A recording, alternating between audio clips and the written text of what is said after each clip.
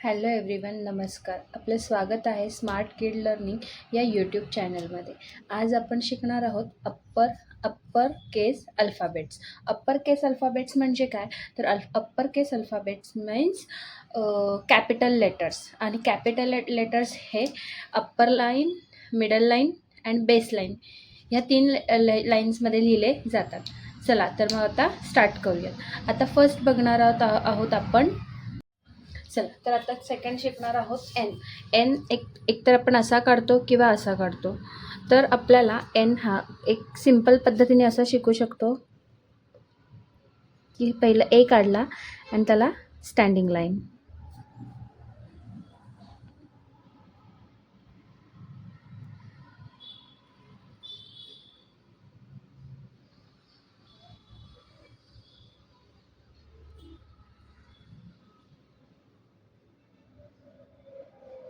किंवा लहान मुलांना आपण असं शिकवू शकतो स्टँडिंग लाईन आणि वन स्लँटिंग लाईन. पण हा खूप मोठा होऊन जातो, तर त्याच्यापेक्षा ही पद्धत सोपी आहे की फर्स्ट ए शिकवायचा आणि त्याला जॉईन करून स्टँडिंग लाईन.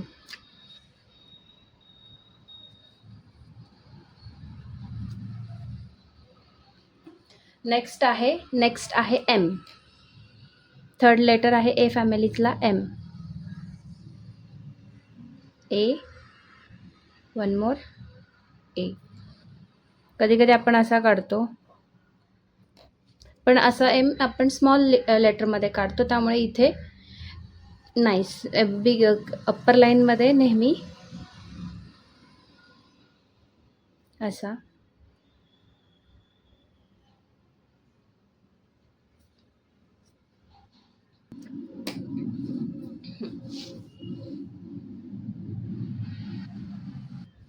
नेक्स्ट आपण बघणार आहे P family letters alphabets. P फॅमिलीमधलं फर्स्ट ऑलवेज पीच येणार. Standing line and curve, standing line and curve,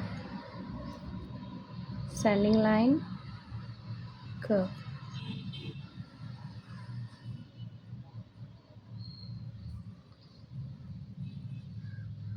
next आहे पी नंतर नेक्स्ट आहे B. Standing line, half curve, one more curve.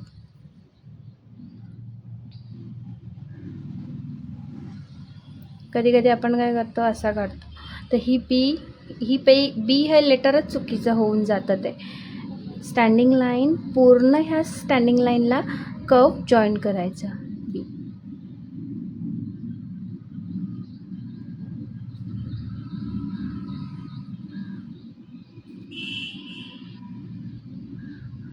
बी नंतर लास्टचं अक्षर आहे पी फॅमिलीतलं, ते आहे आर.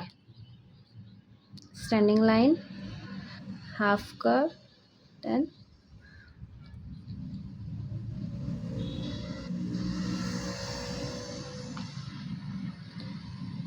पीची जी ही खालची वाली येते तो कर्व हवा आहे. कधी कधी आपण असं लिहितो, तर हे रॉंग आहे.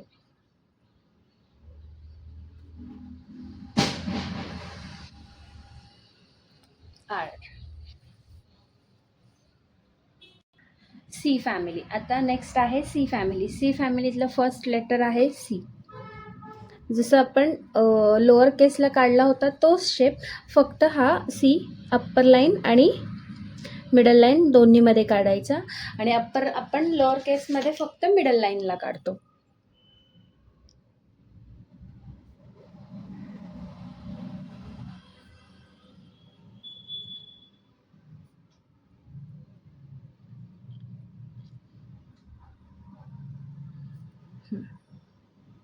आता अप्पर लाईन मधला नेक्स्ट आहे जी. जी फॉर ग्रेप्स.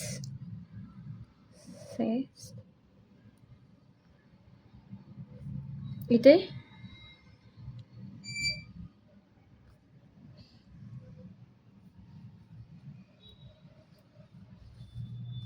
असं.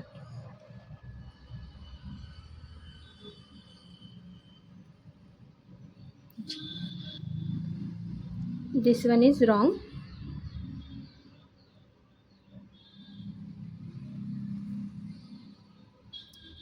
सी काढून small sleeping line and standing line.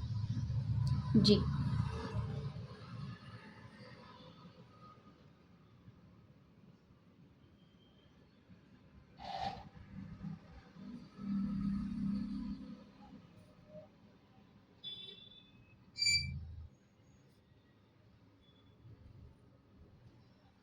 Then जी नंतर लास्ट आहे ओ.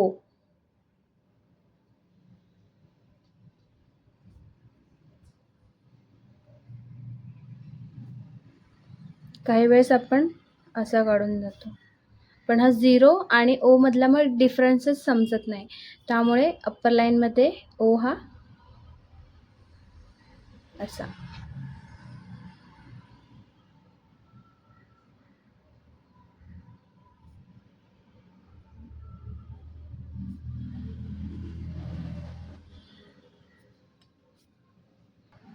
ओ नंतर नेक्स्ट लेटर आहे क्यू.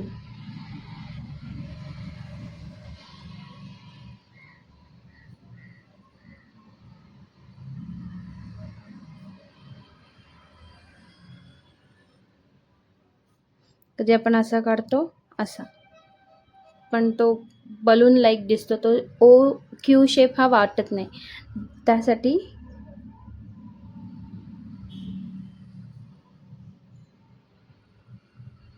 देन